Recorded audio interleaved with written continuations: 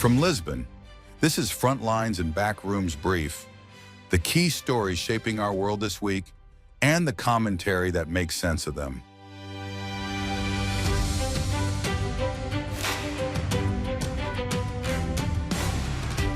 Welcome to Frontlines and Backrooms Brief. This week we start with Iran, a country that from afar looks like a state at the breaking point. For weeks, Iran has been engulfed by its most severe domestic crisis in years. What began as a protest over a collapsing currency has rapidly evolved into a nationwide challenge to the clerical regime authority.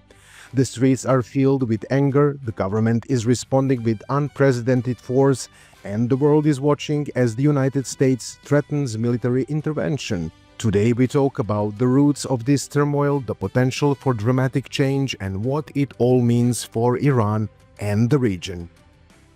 So the spark was economic. In last December 2025, the Iranian rial had fallen in value, and annual food inflation soared above 70%. This wasn't just about high prices, it was about a systematic breakdown. The regime lost control over its currency and public finances, pushing even traditionally loyal groups like bazaar merchants into the streets. But the protests quickly became about more than the economy. They spread to all 31 of Iran's provinces, uniting workers, students, ethnic minorities, and women. The chants turned openly political, calling for an end to the Islamic Republic itself. The regime's response has been brutal. Despite an internet blockout, human rights groups and Western assessments suggest the death toll is in the thousands, far exceeding the crackdowns of 2019 or 2022. Tens of thousands have been arrested, and death sentences against protesters have followed. Into this volatile mix steps the United States. President Donald Trump has directly addressed Iranian protesters.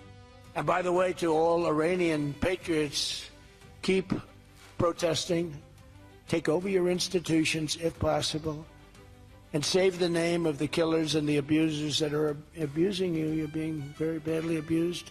I say save their names because they'll pay a very big price. And I've canceled all meetings with the Iranian officials until the senseless killing of protesters stops. And all I say to them is help is on its way. You saw that I put tariffs on anybody doing business with Iran. Music to the ears of Reza Pahlavi, the exiled son of Iran's last Shah, who has re-emerged as a symbolic figure in the current unrest. Today, as my compatriots call on me for leadership, I reaffirm my lifelong pledge by stepping in to lead the movement that will take back our country from the anti-Iranian hostile force that occupies it and kills its children. With or without the world's help, the regime will fall. It will fall sooner, and more lives will be saved if the world turns its words into action. But what would that actually mean? A full-scale invasion is highly unlikely. More plausible options include cyber operations or limited airstrikes, potentially targeting nuclear facilities or command centers linked to the crackdown.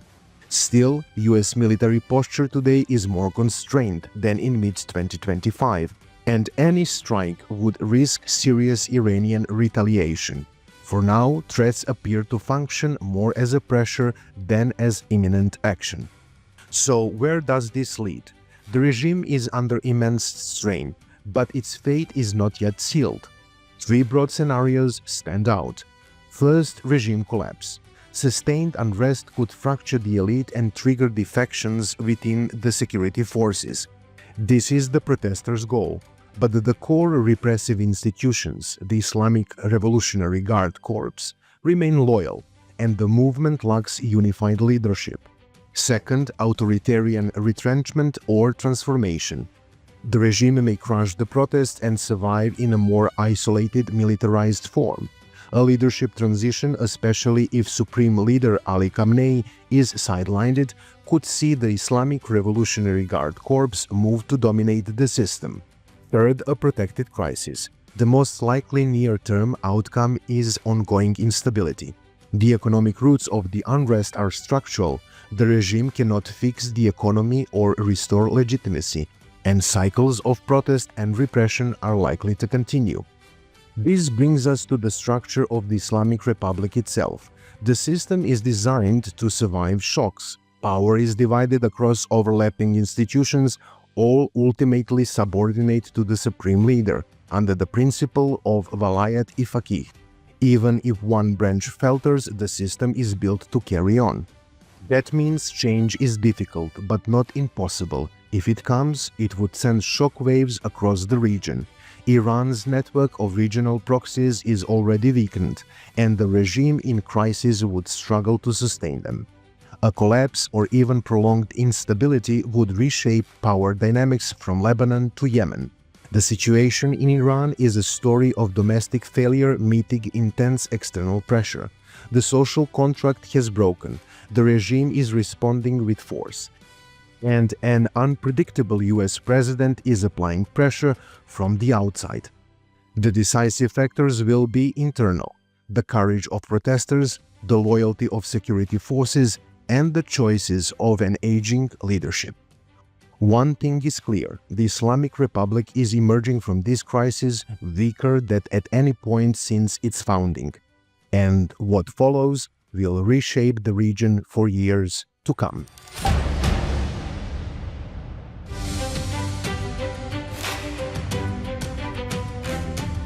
In Gaza, Phase 2 of US President Donald Trump's peace plan started.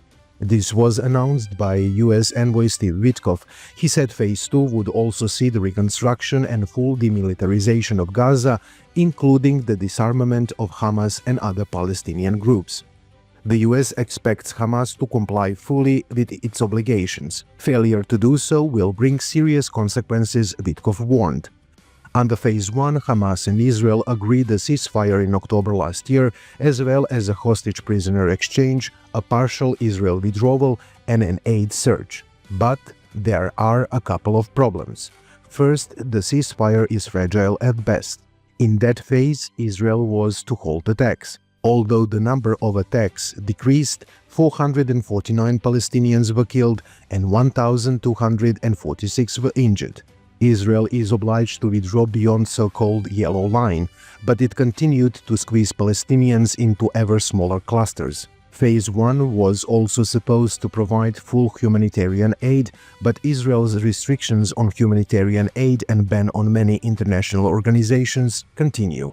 Gaza now should somehow move to reconstruction and Hamas disarmament, something that Hamas already refused, at least until the creation of an independent Palestinian state.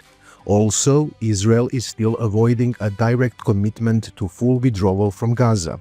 In this phase, transitional technocratic Palestinian administration should be established in Gaza, as well as the National Committee for the Administration. The transitional technocratic administration has 15 members, all Palestinians, led by former Palestinian Deputy Minister for Planning Ali Saad. The committee will be overseen by Bulgarian ex-UN Middle East Peace Coordinator Nikolai Mladenov. Following the announcement, regional mediators Egypt, Qatar and Turkey welcomed the formation of the Transitional Technocratic Administration, saying it would contribute to efforts aimed at consolidating stability and improving the humanitarian situation.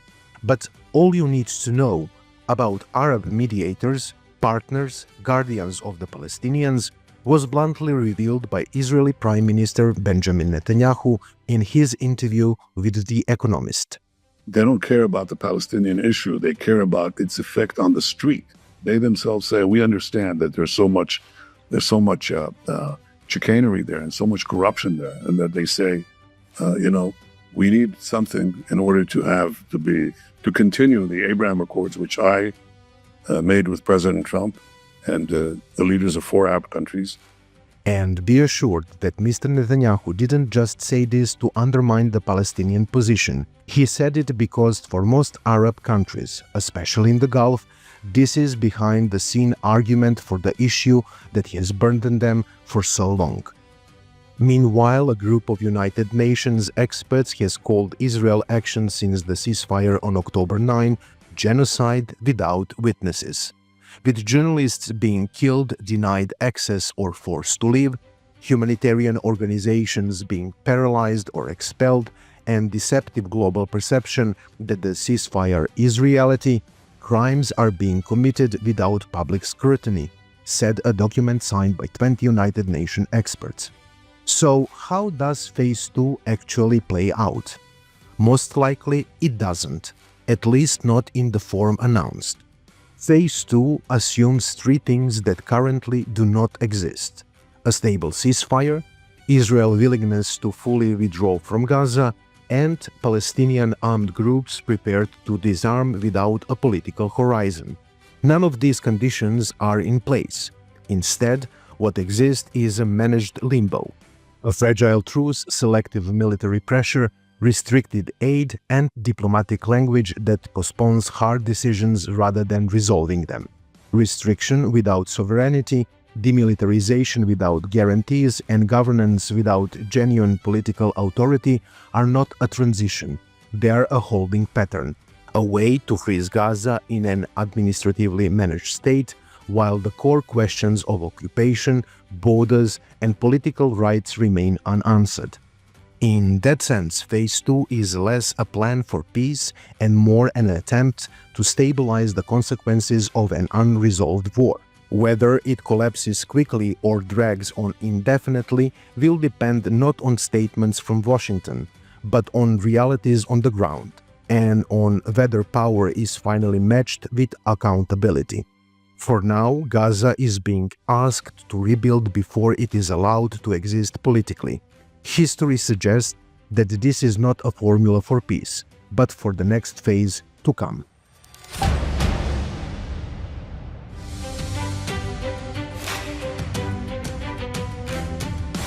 And the last topic for today, the saga around Greenland.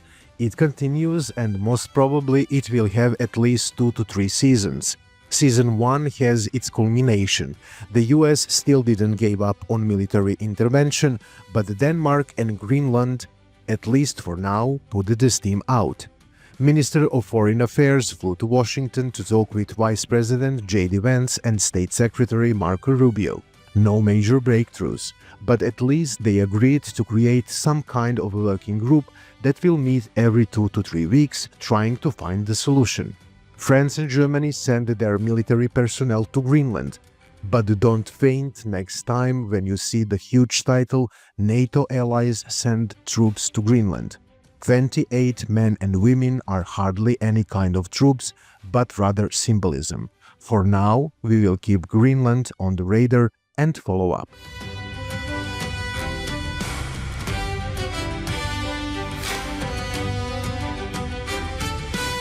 And you got used to it that we finished brief with something positive. This time we don't have anything like that, but it was kind of fun to see how the power is played in and around Washington. While the US still considers occupying Greenland, some would expect a clear picture from the NATO Secretary General to have a vision of what the alliance will do in that case. No, not Mark Rutte. He ended up with almost 10 minutes praisal talk about greatness of President Trump and how his vision empowered NATO nations to invest more in their military. We all know when you hit the president's ego, most of the doors are open automatically. Door to his heart for sure. Maybe even those doors for giving up on military intervention in Greenland. And while CIA Director John Ratcliffe was in Venezuela, meeting with interim President Delcy Rodriguez in Caracas at President Trump's direction, with the aim to build trust and communication, President wannabe and opposition leader Maria Corina Machado visited President Trump in White House. And she gave her Nobel Peace Prize medal to President Donald Trump, saying it was a recognition of his commitment to her country's freedom. Is it going to be enough for her to be installed as a president of Venezuela? I guess no. It looks good on the wall in White House, but doesn't substitute billions of barrels of oil which are in the hands of Delcy Rodriguez.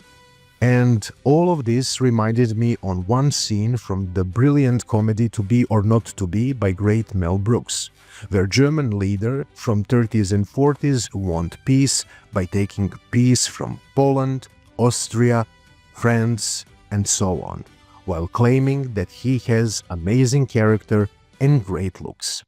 I don't want war. All I want is peace. Peace. Peace. A little piece of Poland, a little piece of France, a little piece of Portugal and Austria.